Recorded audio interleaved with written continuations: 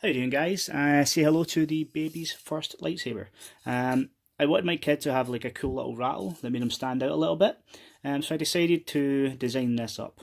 It's just basically a little lightsaber that there's a little rattle built into it. It's a two-piece model, excluding the P's that you can print. However, when you grab this, you can decide to print the bottom piece here with support, and then take that support, and I just trimmed it up with a little pair of scissors and put it inside. Saved waste and saved time.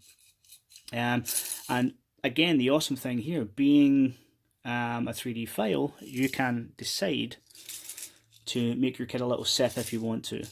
It's a cracking little file. It's a fun little one, and again, it's good for any sort of the little geek-tastic kids out there who want a cool little rattle. Available at randompropshop.com.